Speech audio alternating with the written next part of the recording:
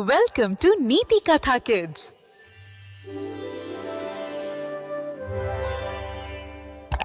एका सुंदर गावात मिमी नावाची एक छोटीशी मांजरी राहायची.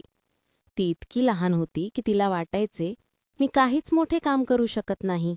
अचानक एक गडद वादळी ढग गावावर आला आणि एक वादळी आत्मा प्रकट झाला, ज्यामुळे गावकरी घाबरले. मिमीला एक थंड आणि भीतीदायक ऊर्जा जाणवली. भीतीने ग्रासलेली मिमी मोठ्या मांजरींना इशारा देण्यास कचरली. तिला वाटले की तिचा आवाज खूपच लहान आहे. वादळी आत्म्याने एक जोरकस वाऱ्याशी झुळूक पाठवली, ज्यामुळे झाडाचे पान तिच्यासमोर उडून पडले. मिमीने वादळी आत्म्याला जवळून पाहण्याचा प्रयत्न केला, पण वाऱ्यामुळे ती दूर फेकली गेली आणि एकटं पडल्यासारखं वाटलं. वादळी आत्म्याने एका दुकानाचे छत फाडले आणि सर्वजण भीतीने घरात पळाले.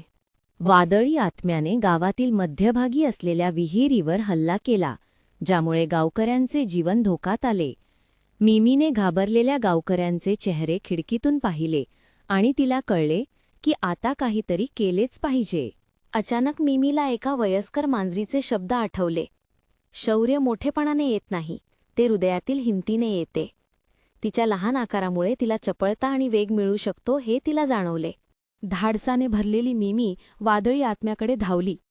तिने तिच्या चपळाईने आत्म्याला चकमा दिला, त्याला गोंधळात पाडले आणि त्याचे लक्ष विचलित केले. वादळ हळूहळू शांत होऊ लागले. मिमीने वादळी आत्म्याला शकलून लावले आणि आकाश स्वच्छ झाले. गावकऱ्यांनी बाहेर येऊन या छोट्या नायिकेचे कौतुक केले. त्यांना कळले की शौर्य लहान आकारातही असू शकते. Welcome to Neeti Katha Kids.